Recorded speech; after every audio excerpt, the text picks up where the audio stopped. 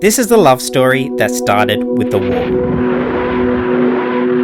But it's not the war that you're thinking of. Let me set the scene.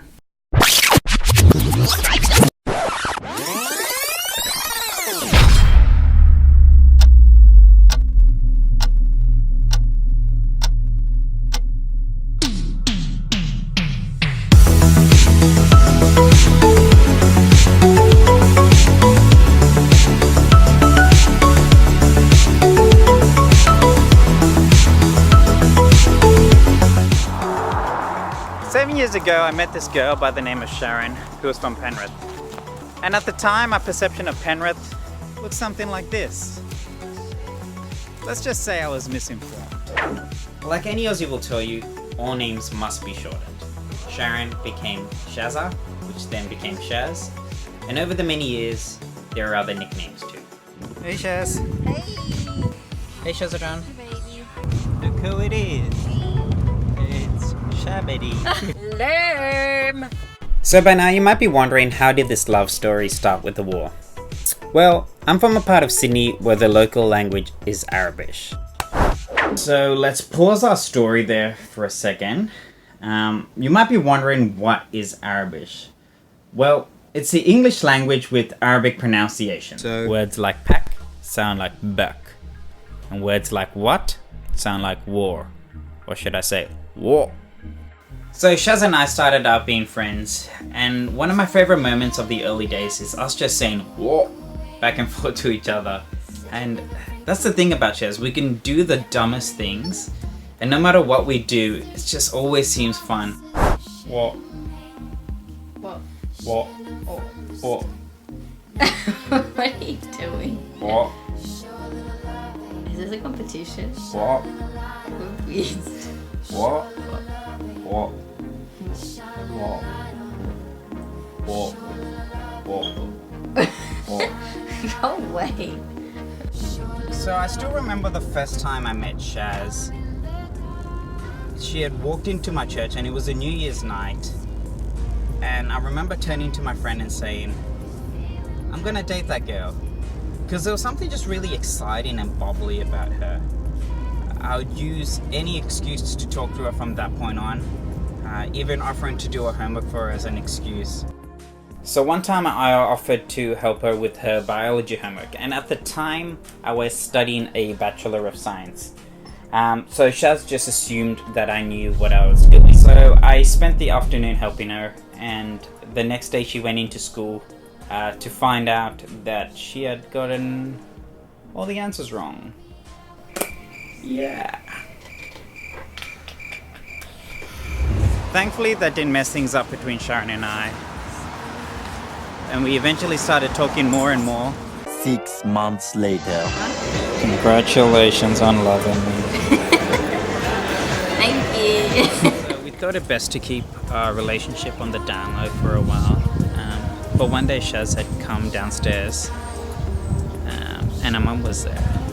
And Shaz is the type of person that wears her heart on her sleeve, so it took her mum a total of 3 seconds to figure out sort of what was going on. It sort of sped up the timeline quite a bit. So I thought I had a couple of months before I had to deal with the scary task of asking her dad for his blessings for me and Shaz. Oh boy, I wasn't ready. So I still remember being at this very Macca's across from Shaz's dad. Now don't get me wrong, Shaz's dad is a great guy, but my heart was racing. So to anyone looking in at our conversation, it looked something like this.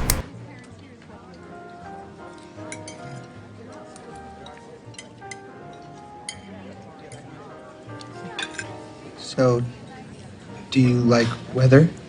But to me, it looked more like this.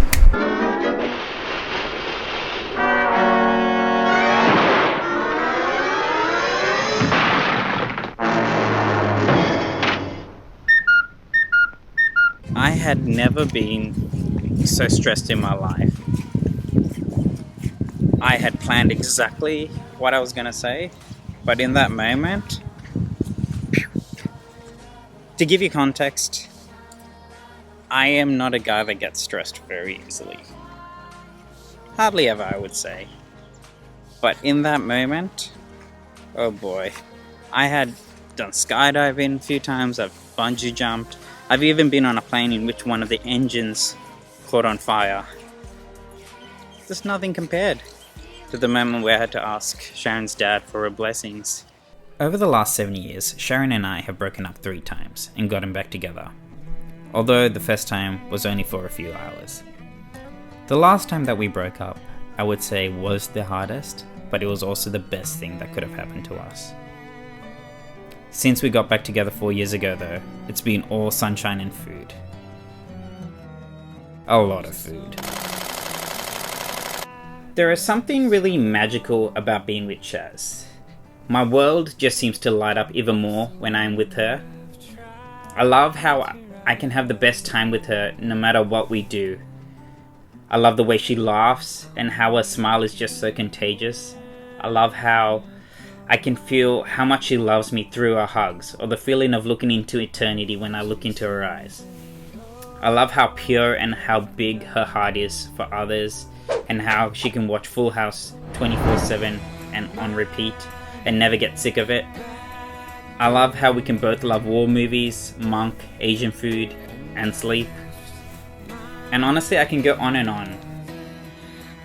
There's a verse in the Bible that says, "I have found the one in whom my soul loves." So here we are, 2018. And I truly believe that I have found the one in whom my soul loves. There's no one else I'd rather do life with but you. So I think there's only one logical step left. But before that, I had a conversation with your dad about a month and a half ago. And it was a little less scary. Have a listen. Thank you. I mean, it's good. I think she deserves you Ah, thank you. because I think you're one of the great guys I've met. Gentleman. I don't think anybody better than you, Sharon, would have it. Sharon is very gentle, you know, and you are the same. Thank you. So it's an honor to have you as part of our family. I'm excited. You are a champion. Thank It's all good. No. I always admire you. But he doesn't say maybe. No, I see. So it's an honor for you to come and ask us. And I'm very pleased to give Sharon to you. Thank you.